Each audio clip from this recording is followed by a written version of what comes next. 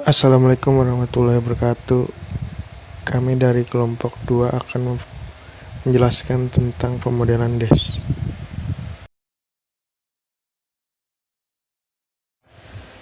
Dengan anggota kelompok yang terdiri dari Faisal Fitra Ramadan, yaitu saya sendiri.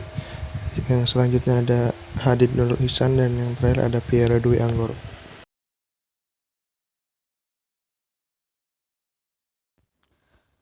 Definisi pemodelan. Menurut Hidayatno, pemodelan adalah proses untuk menyusun model, karena model adalah representasi lebih sederhana dari dunia nyata, maka penggunanya perlu memiliki keyakinan bahwa apa yang dia butuhkan sudah cukup dipresentasikan. Lalu, menurut Arif, model adalah representasi dari suatu objek, benda, atau ide-ide dalam bentuk yang disederhanakan. Dan menurut Budi Arti, model adalah suatu penggambaran kembali dari suatu sistem untuk tujuan mempelajari sistem tersebut.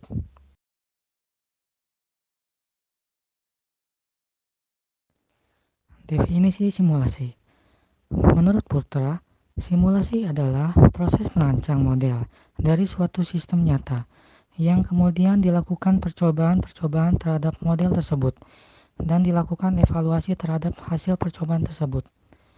Lalu, menurut Lau and Keton, simulasi didefinisikan sebagai aplikasi untuk menirukan atau mempresentasikan perilaku dari suatu sistem nyata yang biasanya dilakukan pada komputer dengan menggunakan perangkat lunak tertentu. Dan menurut Hidayatno, simulasi adalah eksperimen dengan menggunakan model.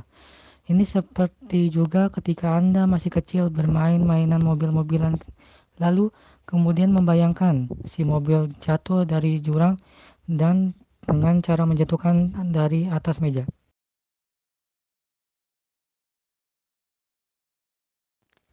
Definisi permodelan DES atau bisa disebut dengan Discrete Event System.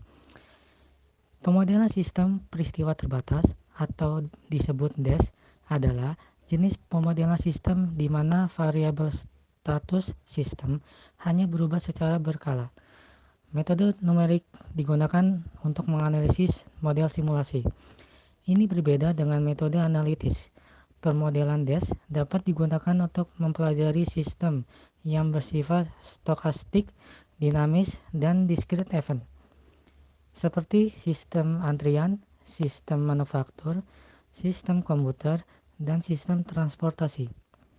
Dalam dunia nyata, model DES sangat berguna untuk mempelajari dan menganalisis sistem yang kompleks, dinamis, dan tidak teratur dengan mensimulasikan perilaku sistem secara diskrit dan stokastik. Model DES juga dapat digunakan untuk mendesain, merencanakan, mengendalikan, dan mengawasi sistem yang melibatkan manusia, mesin, material, dan informasi. Perbedaan antara sistem pemodelan kontinu dan diskrit. Sistem pemodelan kontinu adalah sistem pemodelan yang menggambarkan variabel status sistem sebagai fungsi yang berubah seiring dengan waktu. Misalnya, jika kita ingin memodelkan gerak mobil, kita dapat menggunakan fungsi matematis untuk menunjukkan posisi, kecepatan, dan percepatan mobil sebagai variabel status sistem. Sistem pemodelan kontinu biasa digunakan untuk memodelkan sistem yang bersifat fisik, seperti sistem mekanik, elektrik, kimia, dan biologi. Sedangkan sistem pemodelan diskrit menggunakan variabel status sistem sebagai nilai yang berubah secara diskrit pada titik waktu tertentu. Event adalah kejadian yang mengubah variabel status sistem seperti kedatangan atau keberangkatan pelanggan, kerusakan atau perbaikan mesin, dan lain-lain.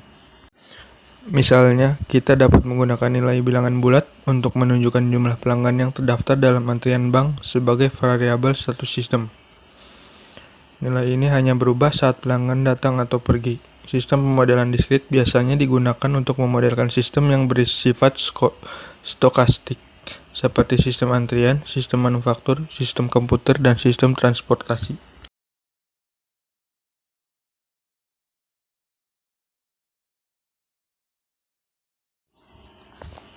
Selanjutnya adalah komponen DES, terdiri dari 7 komponen. Yang pertama yaitu variabel keadaan sistem, yaitu kumpulan variabel yang memuat semua informasi yang diperlukan. Yang kedua yaitu entitas atau entity, suatu objek atau komponen dalam sistem. Yang ketiga yaitu atribut, karakteristik dari suatu entitas. Yang keempat, kejadian atau event, suatu peristiwa yang dapat mengubah keadaan sistem. Yang kelima, aktivitas, kegiatan dari entitas dengan rentang waktu yang diketahui secara jelas kapan mulai dan selesainya. Yang keenam, itu tunda atau delay, kegiatan dari entitas dengan rentang waktu yang tidak diketahui secara jelas kapan mulai dan selesainya. Dan yang terakhir, clock, variabel yang merepresentasikan total lama waktu simulasi.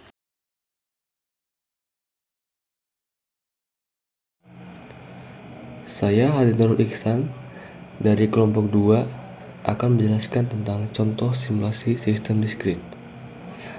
Misalkan suatu BPRX hanya mengoperasikan satu orang teller untuk melayani nasabah, di mana waktu kedatangan nasabah ke BPRX berkisar sekitar 1-10 menit.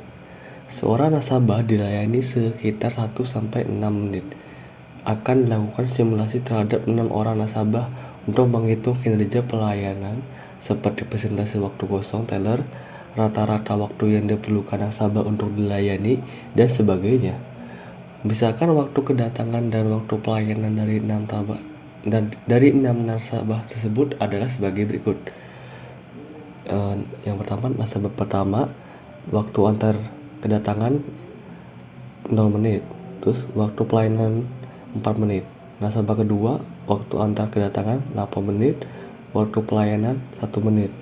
Nasabah ketiga 4, 5, 6, dan seterusnya. Simulasi kedatangan. Asumsikan bahwa nasabah 1 datang pada menit ke-0 dan 8 menit kemudian datang nasabah kedua. Jadi, nasabah kedua datang pada menit ke-8. Sedangkan nasabah ketiga datang 6 menit setelah nasabah kedua. Jadi nasabah ketiga datang pada menit ke-14. Dengan analogi yang sama, nasabah keempat datang pada menit ke-15, nasabah kelima datang pada menit ke-13, dan seterusnya.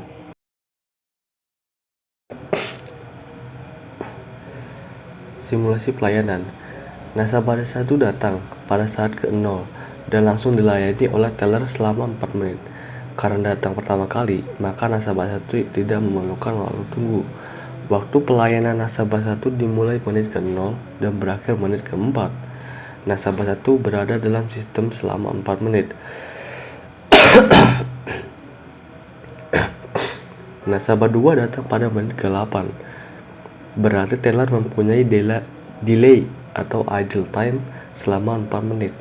Nasabah kedua dilayani mulai menit ke-8 dan karena waktu layanan nasabah 2 adalah 1 menit, maka layanan berakhir pada menit ke-9.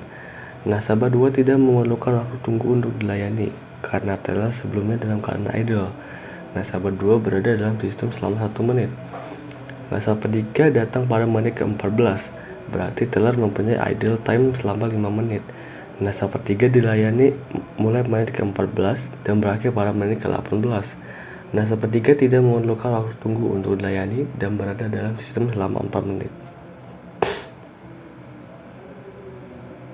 Di sini simulasi pelayanan dari nasabah ke-1 sampai nasabah ke-6 itu data waktu antar kedatangan, waktu kedatangan, waktu pelayanan, waktu mulai dilayani, waktu selesai dilayani, waktu menunggu antrian, waktu dalam sistem, dan idle time teller.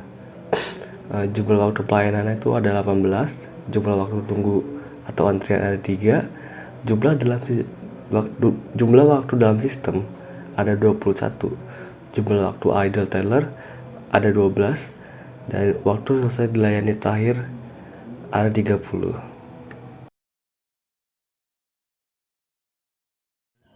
Simulasi pelayanan BPRX yaitu rata-rata waktu tunggu 30 per 6 atau 0,5 menit. Peluang nasabah harus menunggu untuk dilayani yaitu 6 atau maksimum waktu dalam sistem per 6 jumlah nasabah sama dengan 1 atau 100%. Rata-rata waktu yang dibutuhkan nasabah dalam sistem yaitu 21 per 6 sama dengan 3,5 menit, yaitu rata-rata waktu menunggu ditambah rata-rata waktu pelayanan. Selanjutnya rata-rata waktu pelayanannya yaitu 18 per 6 yaitu 3 menit. Presentasi teller menganggur 3 per 30 dikali 100% yaitu 10%. Rata-rata waktu antar kedatangan nasabah 26 per 5 yaitu 5,2 menit. Dan rata-rata waktu yang tunggu nasabah yang mengantri 3 per 6 yaitu 0,5 menit.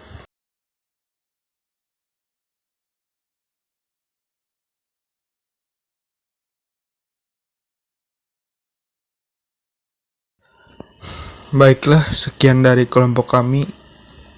Wabillahi taufiq walhidayah wa ridho wal inayah. Wassalamualaikum warahmatullahi wabarakatuh.